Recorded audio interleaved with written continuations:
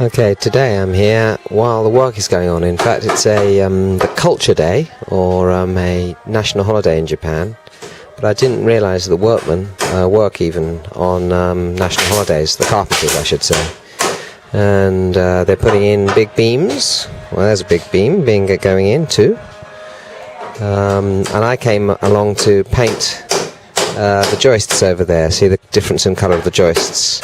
But the joists in this room weren't quite finished, weren't quite nailed in. So before I paint this room's joists, the carpenter is kindly nailing them in for me. And over there's a gentleman building the wall. There's wattle and daub inside the walls, traditional Japanese wall construction. I'm not sure what to call it. It's made of bamboo. Maybe I can zoom in on a bit. In there's bits of bamboo and sort of mud or clay spread in between them. But on top of that, there are these wooden slats, and on top of the wooden slats will go plasterboard. And this gentleman is using a compressed air nail gun to nail those bits of slatting in first before the wood boarding goes on. And the plasterboard ceiling is almost complete. Unfortunately, it's complete over the stove, where the stove is going to go to. This is rather a decorative shade of yellow. To save money, we decided to paint it ourselves, but it's quite decorative and it's sort of industrial. So maybe we'll leave it as it is. The ceiling in yellow plasterboard. Well, for the time being, at least. The problem was that they charged... Oh, look at that. Isn't that cool? That nail gun. That saves time on nails. And I'll go and have a look at the wall. One wall. See that in there? That's 50 or more year old mud. Very good for... ventilation, apparently. In other words, that the perspiration all the moisture can go in and out. It breathes. The house breathes when it's made out of this stuff. I don't know if it should be renewed, but we don't have the money to rebuild the exterior walls. It looks okay to me. I've lived in older houses. And, industry. All the tools. Some of the carpenters use nails. None of this snobbery about not using nails.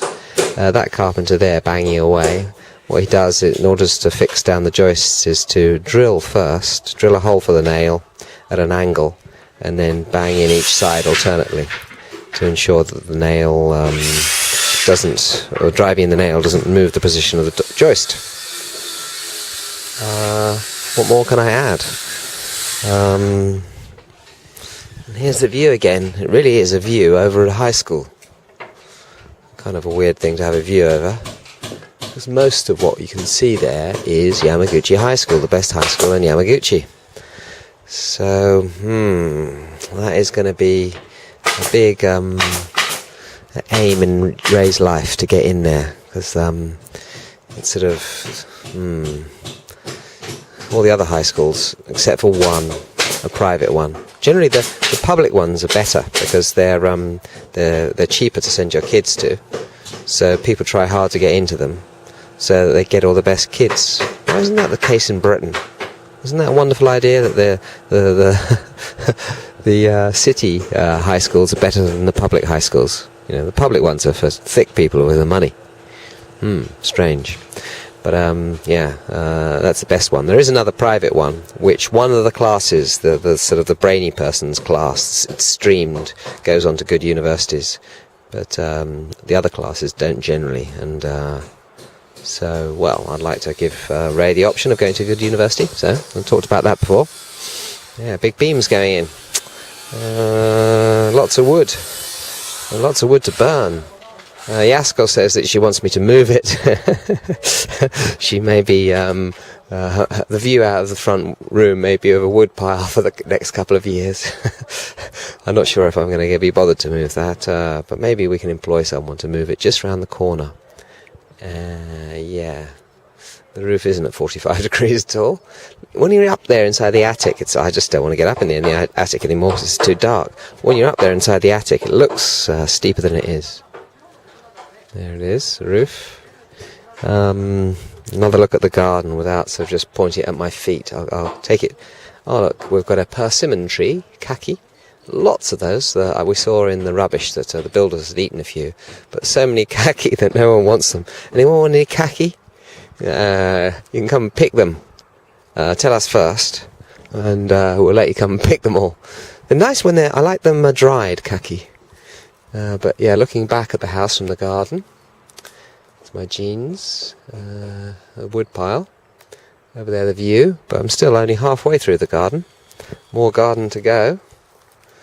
Of course, the garden extends beyond the garden in a sense because, well, no, I shouldn't say that, but there's a lot of land surrounding the garden that no one uses. A hill. Now, I'm standing at the extent of our property, and there, I don't know how big it is. It's sort of, not enough for a tennis pitch, not enough for doubles anyway. Probably, I don't know, there's quite a big tree there. We've got all the trees. We've got the cherry blossom tree as well. Some of them being chopped down here at the end of the garden. Wonder why they did that. I guess it looks more open plan and welcoming when it's been chopped down. That may be cherry, this one here. I'm not sure.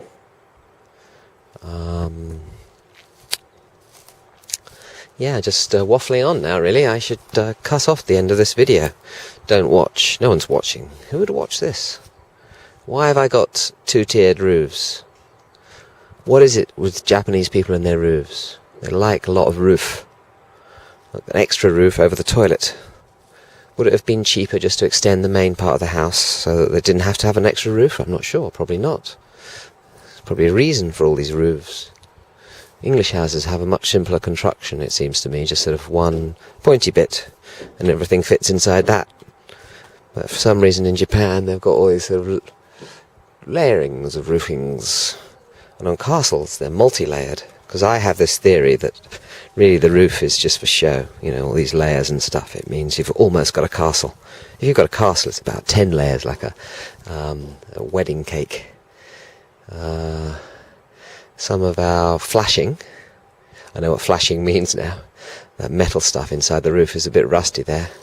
Maybe we should have a roofer in too, to renew our flashings.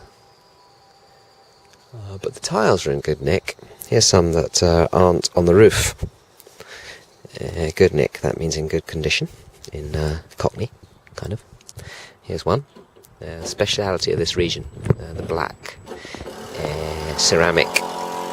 Oh, it's not black on all sides. Underneath is the workman's mark. Maybe I can read that. No.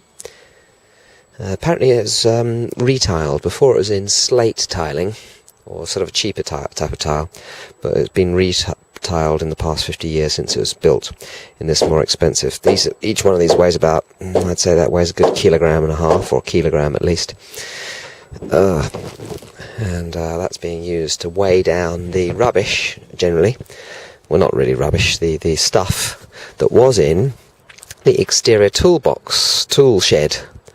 I say exterior because it's part of the house, but it was accessible from the exterior. But now, since that room is being completely revamped, the tool shed has disappeared and become part of our bedroom, and that door will be to nowhere and nothing. In fact, I think it'll probably be nailed up.